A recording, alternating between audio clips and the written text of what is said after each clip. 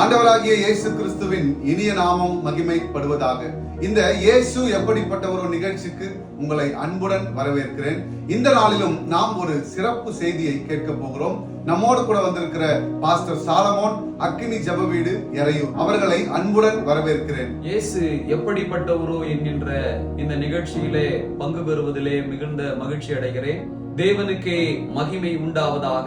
இன்றைக்கு நாம் எடுத்துக்கொண்ட ஒரு வேத பகுதி 1 பேதுருவின் புஸ்தகம் 5வது அதிகாரத்துல 7வது வசனம் இப்படி சொல்லுகிறது: அவர் உங்களை விசாரிக்கிறவரானபடியினால் உங்கள் கவலைகளை எல்லாம் அவர் மீது வைத்து விடுங்கள் என்று சொல்லி.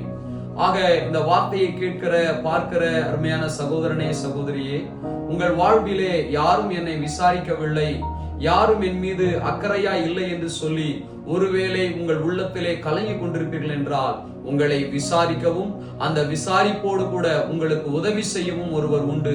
அவர்தான் ஆண்டவராகிய இயேசு கிறிஸ்து. 38 வருஷமாய் வியாதியாய் கிடந்த மனுஷனை அந்த குடும்பம் விசாரித்தது, பார்த்தது.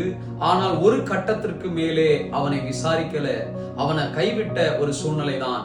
ஆனாலும் இயேசு கிறிஸ்து அந்த வழியாய் வந்த பொழுது அவனை கூப்பிட்டு அவனுக்கு சுகத்தை கொடுக்கும்படியாக கிரியை செய்தாரே, அதே ஆண்டவர் தான் இன்றைக்கு என்னை கேட்க யாரும் இல்லை, என்னை விசாரிக்க யாரும் இல்லை, எனக்கு உதவி செய்ய யாரும் இல்லை என்று சொல்லி கலங்கி கொண்டிருக்கிற உங்களையும் தேடி வந்திருக்கிறார். இருக்கிற இடத்துல நீங்கள் கண்களை மூடி உண்மையாய் இயேசுவை நோக்கி கூப்பிடுவீர்கள் என்றால், வேத வசனம் சொல்லுகிறது, உண்மையாய் கூப்பிடுகிற யாவருக்கும் கர்த்தர் சமீபமாய் இருக்கிறார் என்று சொல்லி அவர் உங்கள் அருகாமையிலே வந்து உங்கள் வேண்டுதலை கேட்டு உங்கள் கண்ணீரின் சூழ்நிலைகளை மாற்றி உங்கள் கவலைகளை நீக்கி உங்கள் வாழ்க்கையிலே ஒரு நல்ல சூழலை அவர் கொண்டு வர உண்மை உள்ளவராக இருக்கிறார். 38 வருஷமாய் மாறாத ஒரு சூழ்நிலை அந்த மனிதனுக்கு மாறினது போல உங்கள் வாழ்க்கையிலே மாத கணக்காய் வருட கணக்காய் மாறாத விஷயங்கள் இருக்கும் என்றால், இன்றைக்கு இயேசுவை நோக்கி பாருங்கள்.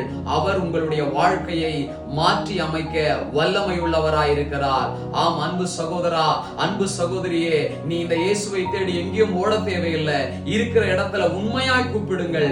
நிச்சயமாக அவர் உங்களை விசாரித்து உங்களுக்கு அற்புதம் செய்ய அவர் வல்லமை உள்ளவராய் இருக்கிறார். கர்த்தர் தாமே உங்கள் வாழ்க்கையில மாறுதலை கொடுப்பாராக.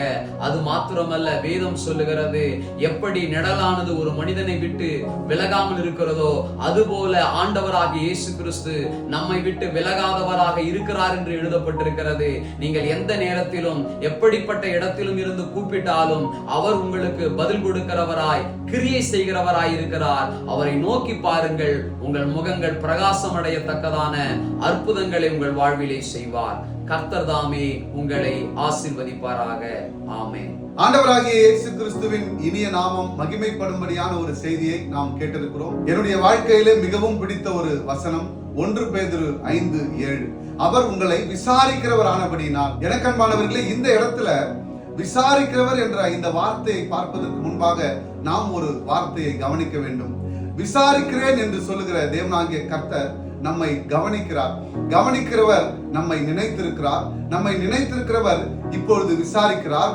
விசாரிக்கிற நம்முடைய தேவனாகிய கர்த்தர் நம்முடைய கவலைகளை, கஷ்டங்களை, துன்பங்களை, இவ்விதமாய் இந்த உலகத்தின் காரியங்களை நமக்கு தீர்த்து கொடுக்கிறார். அப்படி தீர்வை கொடுக்கிற தேவனாகிய கர்த்தர் நம்மை ஆசீர்வதிக்கிறார். ஆசீர்வதிக்கிறவர் பெருகவும் செய்வார். எனக்கன்பானவர்களே, கேட்ட இந்த வார்த்தையின்படி அவருடைய கற்பனைகளின்படியும் கட்டளைகளின்படியும் நடந்து விசாரிக்கிற அப்படிப்பட்ட ஒரு தெய்வத்தை தேடி நாடுங்கள். நம்மை விசாரிப்பதற்காக விசாரிப்போர் அற்றவராய் நம்முடைய இயேசு கிறிஸ்துவானவர் காணப்பட்டார். அப்பேற்பட்ட நல்ல இயேசுவை நாடுங்கள். என் தேவனாகிய கர்த்தரை தேடுங்கள். அவர் உங்கள் வாழ்க்கையில் ஒரு அற்புதத்தை செய்ய வல்லவராய் இருக்கிறார். Thank you. God bless you.